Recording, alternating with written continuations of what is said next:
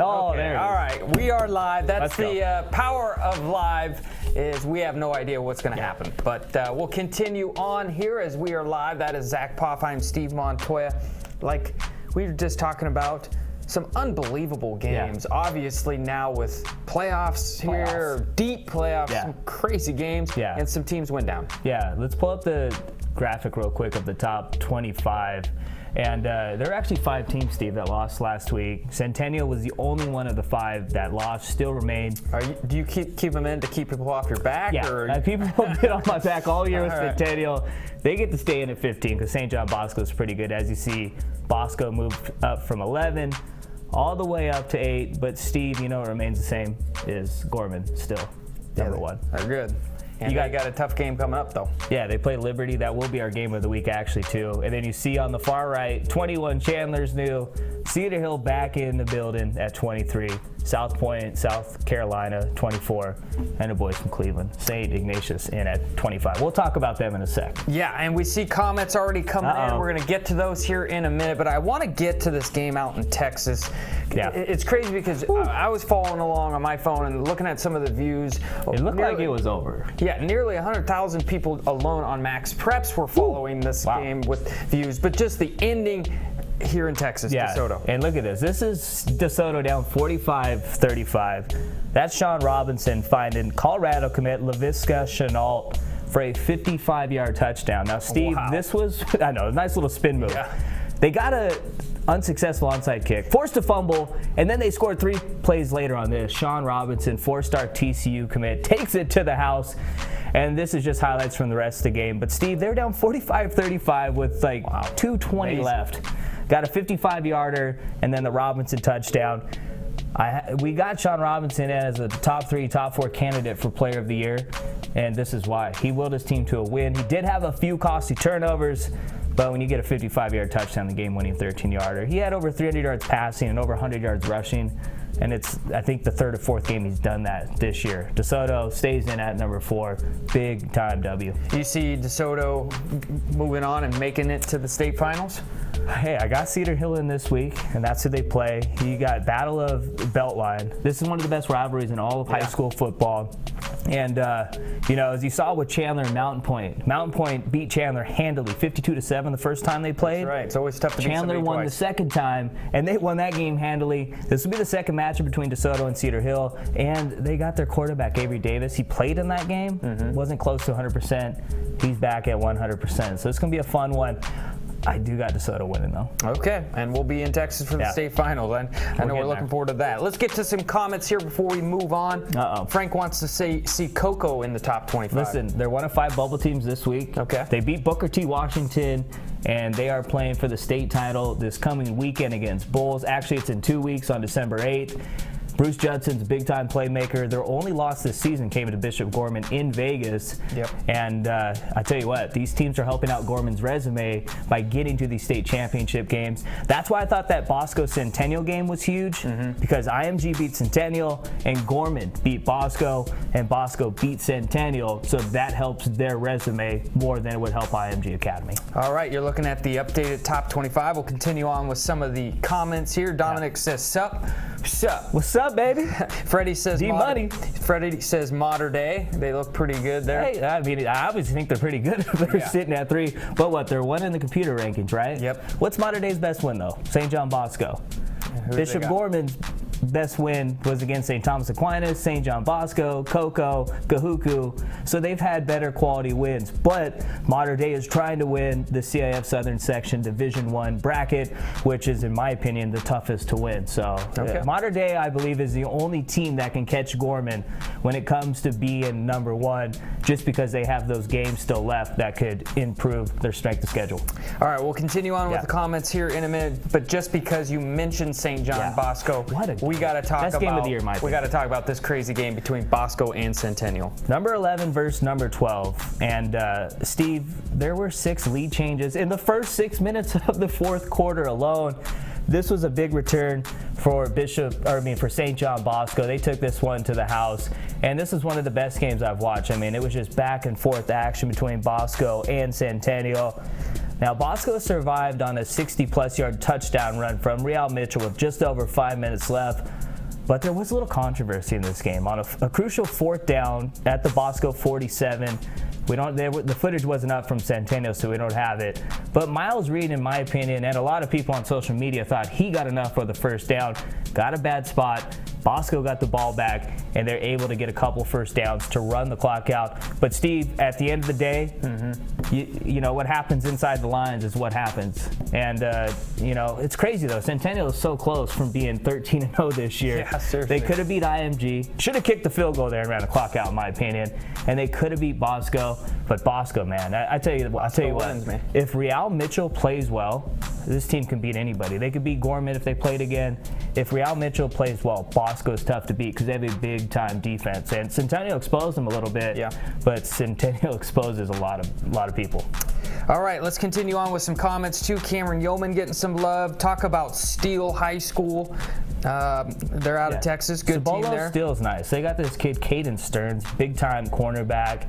And I had Steele in the rankings earlier this year, but then they lost to Lake Travis, and maybe the game of the year. I believe it went to double overtime. It was like 59-56. Still, though, a team I got my eyes on still. They're just outside of the bubble, top 5. But listen, Xcellent 25 teams been going down in the playoffs, so there's going to be room for there's still more teams that are going to go down. They're nice, man. They're nice. Caden Stearns, big time. All right, St. John Bosco High School, number 21. I don't know what he's looking at. Maybe number 21 on their team, but not in our rankings. All right. St. John Bosco's 8 in my. I think they're 4 in the computer. They're 4 in the computer, so even if you add that up, it's not 21. All right, maybe Lavelle's talking about number 21, the player on St. John Bosco. All right, congrats to Carmel, the Greyhounds, state champions in Indiana. Not only them. That game was crazy. That was a crazy game. Congrats to them and all the state champs out there. Yeah, and they took down Center Grove, the defending 6A state champs.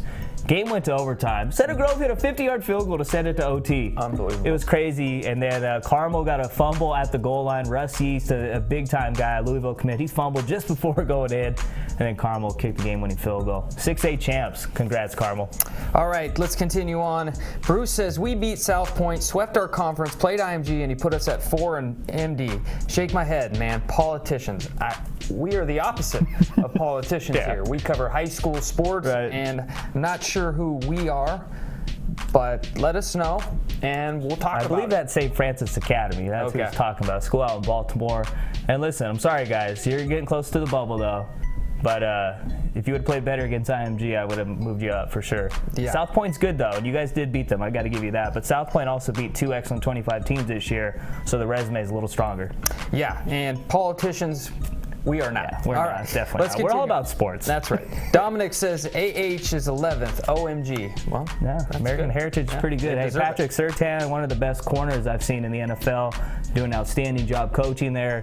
His son is the #1 cornerback in the 2018 class, Patrick Surtan Jr. He's big time. All right, maybe you'll answer Courtney here in a bit offline, but who's #1 in Virginia? We could talk. You can chat her and make sure you guys. I got you. We want to know, Courtney. Who do you think? Yeah, let us know. Virginia. All right. We can talk about it. All right, DeSoto will not beat Allen, and CH shouldn't be in the top 25. You know why they won't beat Allen? Because Allen's in D1 and DeSoto's in D2, so they're not going to play. So. All right. Well, but Cedar Hill's pretty good. Listen, we'll save that. We're going to get to them in a sec. The only 2 losses, though, is to Gorman and DeSoto, 2 top 5 teams. All right, Sierra Canyon, that little school that doesn't play anyone. Ooh. They're undefeated. But hey, check out our basketball rankings. They're #1. They're pretty good there. All right. Why West Point Green Waves are not ranked? Well, we'll get to that one. I'm probably offline too. You'll have to check out some of these schools. I'll get you in the DM. Now Zach knows more than anybody about teams around the country, but there still are 16,000. So sometimes we've got to do our research. You know? It's tough, man. I need to have like 35 bubble spots. You know, that's why I can just hey, they're on the bubble. All right, Eric. Uh-oh. We're still undefeated after playing schools that were D1. Okay, well, let us know who you are. Mater Dei, round 2 this week. You want to know who I'm taking in that game? Yeah. St. John Bosco. All right. I'm just saying. I think they're going to get them second time. You think they're going to beat Mater Dei? Listen, JT Daniels had 1 mediocre game. It happened against Bosco's defense. There are going to be some changes, but I think Bosco is going to find a way to to get there. All right, we'll get back to the comments here in a little bit. We talked about this a little bit earlier, but how about Chandler knocking off Mountain Point? Yeah, I was super impressed with Chandler, man. You know, this is a team that lost 52-7 the first time they played Mountain Point. Made some changes. They beat Mountain Point 36-17. It was the second state title for these boys in the last 3 years. Dude on the screen right there, Oregon State commit TJ Green had a monster game. He rushed for over 200 yards and 3 touchdowns. That interception right there iced the game pretty much for Chandler. And Jarrett Caldwell was nice too. He had 5 catches, 104 yards, and that was one of his 2 touchdowns there. But the real story of the game was TJ Green. Mountain Point has one of the best defenses in the country. They could not handle number 4. Big time win for Chandler. And Steve, their only 2 losses this year was that 52-7 loss to Mountain Point way back in early September. They avenged that. And they almost beat Corona Centennial to start the season. Lost by 7, 56-49. They had it first and goal, 49-49. Centennial held them as they went for it on 4th down. Then Centennial went down and scored. So only 2 losses for these guys. They make their first appearance in the rankings at 21. And even though Mountain Point lost, I had to drop them out just because it was a 3-score loss to Chandler. But Mountain Point had a phenomenal season also, led by Isaiah Polamalu, who suffered it looked like a shoulder injury in that game. So I'm hoping he rests up quick. And one of the top uncommitted safeties in the game. I hope he says USC. All right. Mill Creek will roll Grayson, followed by Roswell. Dude, I don't. Whoever said that, I think you could be right. Mill Creek's nice. Steve Harmon out there on Facebook giving some love to Mill Creek. They're undefeated, man. They keep moving up the rankings. I believe I put them at 19 this week, and they got by McEachern last week, so that was a nice. Nice win. He just wants to go back to Texas. He wants to talk about DeSoto. But hey, Mill Creek's nice, man. This dude Edmund Graham, big time playmaker, and they also have a phenomenal defense. All right, let's see. We're not going to get to the little argument here between Sierra Canyon and the 2 guys. They're going at it, dude. Take it easy, guys. Take it easy, all right? Thanksgiving just ended, huh? Yeah. Hey, Sierra Canyon's undefeated. They've played, and they've beat who's in front of them. That's all you can do. And until they get beat, then they're off and rolling, that's for sure. All right, Wildcats getting some love. Mill Creek and Grayson could be the game of the year. You kind of just talked about that. 7A semifinals, and those Georgia 7A playoffs, man. Outside of the CIF Southern Section D1 bracket, you can make a strong case that's the top dog. All right, Manville getting some love here. Give a shout out to Sweetwater Mustangs. Hey, Manville, though, they got this cat, Jalen Preston. Had one of the best touchdowns I've seen all year this past weekend. So we're going to get that up so you can look for it maybe on the MP Top Play Show, too. All right, cool. Trotwood getting some love. Why is Bingham higher ranked than East? Hey, listen, they play in a larger classification. I understand East beat De La Salle this year, but hey, De La Salle's not the same, even though they might still rep NorCal in the D1 or in the Open Division Championship game. But listen, Bingham, they ran through every opponent this year. They play in a larger classification in the playoffs. That's why they get the edge over East. And there were a little chirping going on that these 2 teams might square off. Right. And that'd be a good one, because look, East had a big-time year. Jalen Warren broke just about every single season rushing record this year. He had over 3,000 yards and 39 touchdowns. That's pretty good.